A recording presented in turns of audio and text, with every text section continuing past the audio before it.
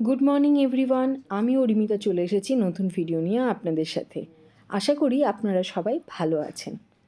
Last 2 days আমার ভীষণ হাতে ব্যথা, ভিডিও করতেও পারছিলাম না, রিপ্লাই কমেন্ট করতেও পারছিলাম না। নিজের অসুবিধে যাই হোক, ছেলের জন্য সবসময় নিজেকে ঠিক রাখতেই হয়। চলুন গল্প করতে করতে ডোডো টিফিন বক্সটা রেডি করে ফেললাম। আজকে ওকে টিফিনে দিয়েছি ব্রেড জ্যাম, আর আজকে ওদের স্কুলে না নন ফ্লেম কুকিং ডে আছে, ওই জন্য ওকে পাস্তাটা বয়েল করে দিয়েছিলাম আর অল্প টুকরো গাজর কয়েকটা দিয়ে দিয়েছিলাম।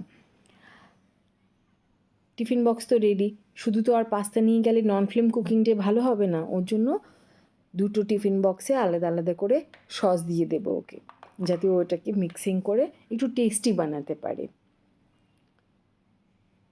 আমি প্রথমে ভেবেছিলাম যে এটাতে পার্টিসিপেট না করলে কি হবে, কিন্তু তারপরে ভাবলাম যে না, ও যখন বারবার বলছে ওর এই উৎসাহটাকে কমতে দেওয়া যায় না, তাই ওকে বানিয়ে দিয়েছিলাম। সকাল সকাল ও এত এক্সাইটমেন্ট হয়ে গেছিলো এইসব দেখে, ভীষণ ভালো লাগছিল ওর হাসি মুখটা দেখে। চলুন দেখে নিই ডোডো কী বলছে। আচ্ছা, স্কুলে কী আছে রে? আজকে আমাদের নন ফ্লেম কুকিং আছে। কী করতে হবে ওটাতে? নন ফ্লেম কুকিংয়ে আমাদেরকে খাবার বানাতে হয় বিনা কোনো আগুন। বিনা কোনো আগুন আগুন? তো তুই কার থেকে ইন্সপায়ার হলি এত? নিজে থেকেই। নিজে থেকে? হ্যাঁ। কোন ফ্রেন্ডকে দেখেছিস নাকি বানাতে? চলো না, ভালোভাবে করো। ঠিক আছে, কেমন এক্সপিরিয়েন্স হয় জানাবে, ঠিক আছে? ঠিক অল আছে, দ্য বেস্ট। থ্যাংক ইউ মামা। চলুন এবার বেরিয়ে পড়েছি স্কুলের উদ্দেশ্যে।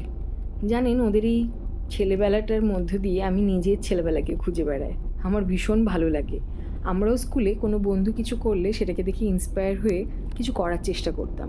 যেমন আমাদের টিফিন বক্সে ছিল আলু কাবলি বানানো, কেউ আলু নিয়ে আসতো, কেউ ছোলা নিয়ে আসতো, ভীষণ মজা করতাম। সেই সব দিনগুলো খুব মিস করি। কী আর করা যাবে, ওই দিনগুলো তো আর কখনো ফিরে আসবে না, তাই ছেলেদের মাঝখান দিয়ে নিজেকে খুঁজে বেড়াই। অবশ্যই ভালো লাগলে ভিডিওটি লাইক কমেন্ট করতে ভুলে যাবেন না। আপনারা লাইক কমেন্ট করলে আমার ভীষণ ভালো লাগে।